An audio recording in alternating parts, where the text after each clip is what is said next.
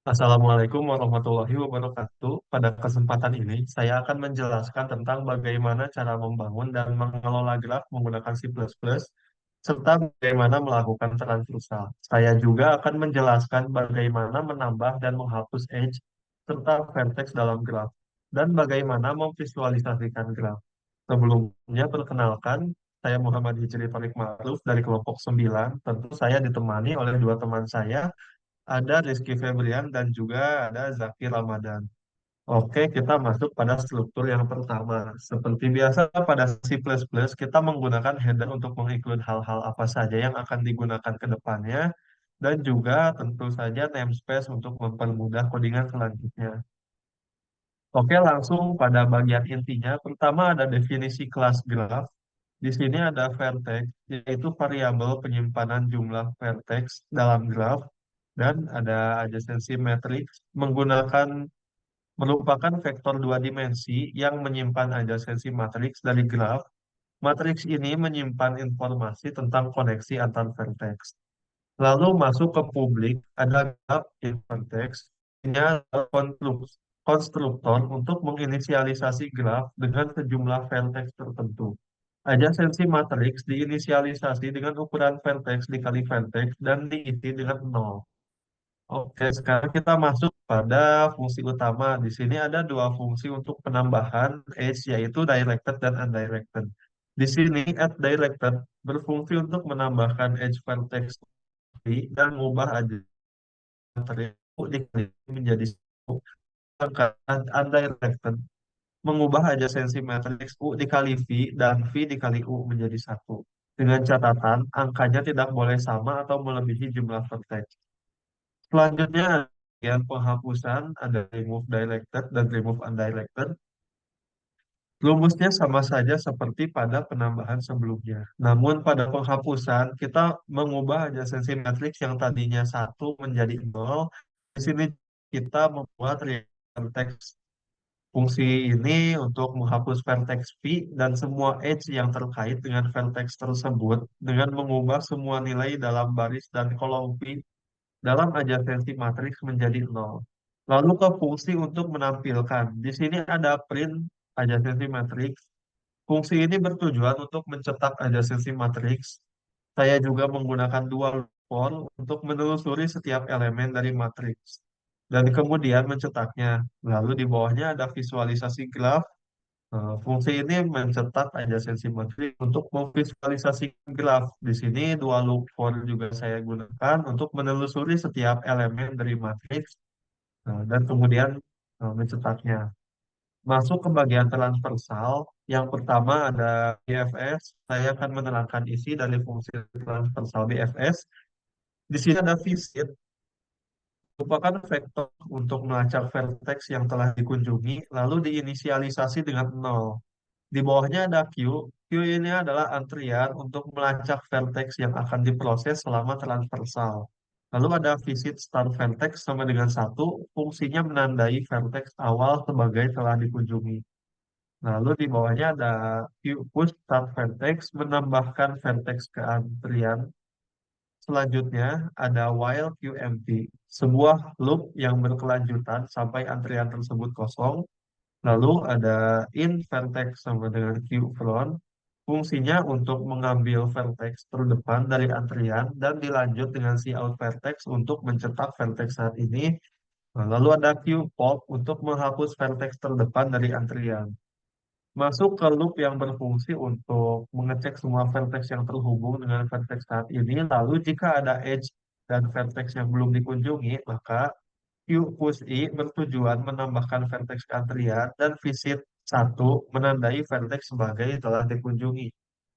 Lalu selanjutnya ada fungsi DFS util, sebuah utilitas rekursif untuk melakukan transversal DFS. Di sini ada visit vertex sama dengan true atau sama dengan satu, yang artinya vertex sudah dikunjungi atau true. Maka dilanjut dengan si out vertex yang artinya mencetak vertex.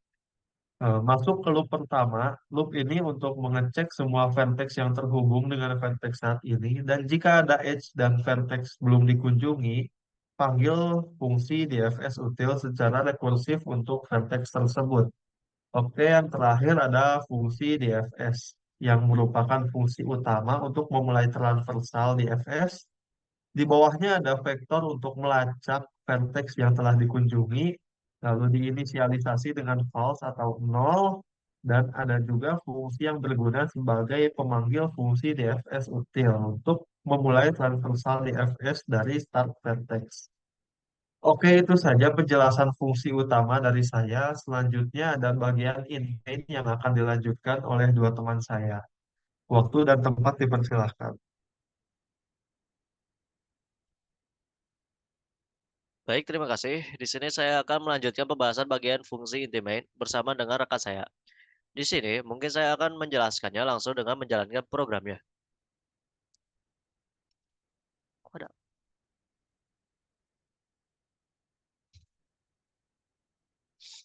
Oke, di saat program ini dijalankan, program menampilkan pesan yaitu directed dan undirected. Lalu user diminta untuk memilih di antara kedua tersebut. Pada bagian ini terdapat bool valid input sebagai false, yang merupakan untuk memastikan inputnya valid atau tidak valid. Lalu terdapat juga dual untuk melakukan looping atau pengulangan yang dimana di saat user tidak menginput di antara dua pilihan tersebut, maka program akan melakukan pengulangan dan juga akan menampilkan pesan berupa pilihan tidak valid dan silakan pilih antara dua tersebut. Seperti ini contohnya. Nah, di sini saya akan memilih directed. Lalu selanjutnya program akan menampilkan sebuah pesan yang berupa masukkan jumlah vertex yang harus lebih dari 4 atau sama dengan dari 4. Nah, pada bagian sini juga itu menggunakan dual yang dimana untuk melakukan pelupingan, dimana di saat kita menginput kurang dari 4 maka akan menampilkan pesan seperti berikut. Nah, di sini saya akan memasukkan angka vertexnya itu 6. Lalu setelah memasukkan jumlah vertexnya, program menampilkan lagi berupa masukkan jumlah edge. Nah, pada bagian sini terdapat graf-graf vertis. Eh, yang artinya program akan menginisialisasi sebuah objek yang sudah ditentukan. Lalu di sini saya akan memasukkan angkanya itu 5. Nah, setelah di-input jumlahnya, di sini kita juga disuruh untuk menginput masing-masing pasangan edge-nya dan edge-nya jangan melebihi dari vertex yang tadi diinput, yaitu tadi jumlahnya 6.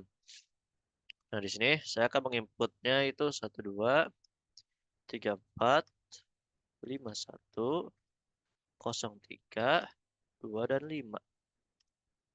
Nah, setelah diinput, program akan menampilkan atau mencetak agensi matriks tersebut. Seperti ini contohnya. Nah, selanjutnya ada menu baru yang nanti akan dijelaskan oleh rekan saya. Zaki, dipersilakan.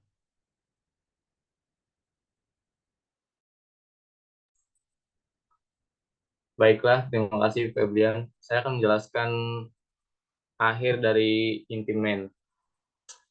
Di Intimain terdapat menu interaktif yaitu loop untuk menampilkan menu interaktif bagi pengguna dengan pilihan hapus edge, hapus vertex, visualisasi graf, transversal BFS, transversal DFS, dan keluar.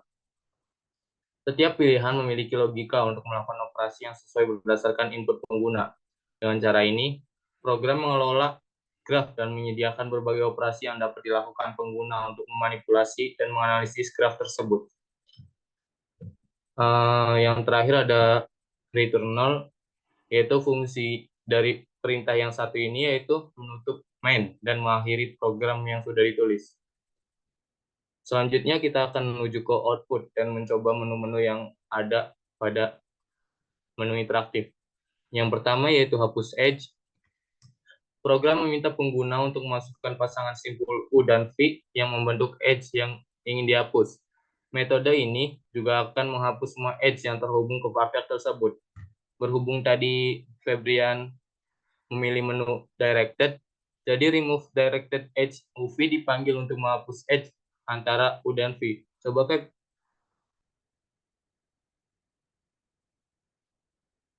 Di sini Febrian memasukkan edge 1 dan 2 dan edge sudah dihapus. Selanjutnya ada yang kedua ada hapus partek, yaitu program meminta pengguna untuk masukkan nomor partex yang ingin dihapus. Metode remove vertex V dipanggil untuk menghapus vertex V dari graf. Coba, Feb. Di sini Febrian masukkan vertex 1 dan vertex 1 telah dihapus. Selanjutnya ada visualisasi graf. Metode visualisasi graf akan menampilkan graf dalam bentuk visual. Implementasi metode ini bisa bervariasi tergantung pada bagaimana visualisasi yang ingin dilakukan, misalnya dengan menggunakan pustaka grafis atau hanya menampilkan representasi tekstual. Coba, Feb. Dan di sini visualisasi graf yang ditampilkan.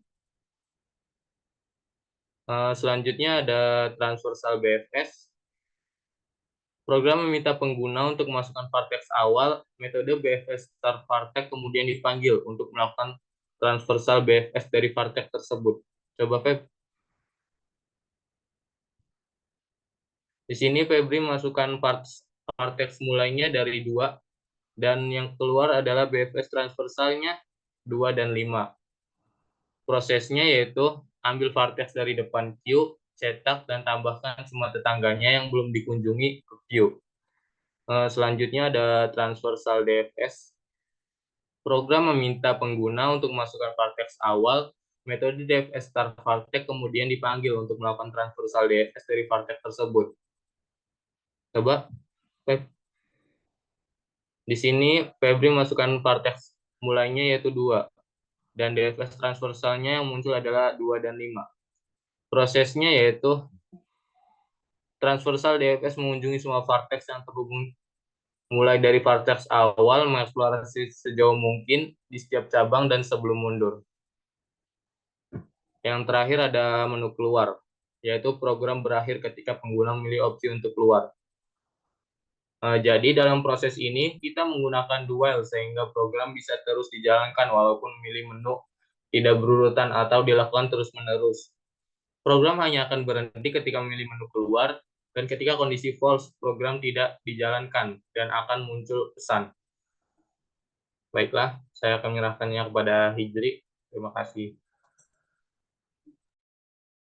Oke, baik. Mungkin begitu saja presentasi dari kami. Mohon maaf bila ada kekurangan dan jika kurang jelas, kami dari kelompok 9 undur diri. Wassalamualaikum warahmatullahi wabarakatuh. Waalaikumsalam Waalaikumsalam warahmatullahi warahmatullahi wabarakatuh. wabarakatuh.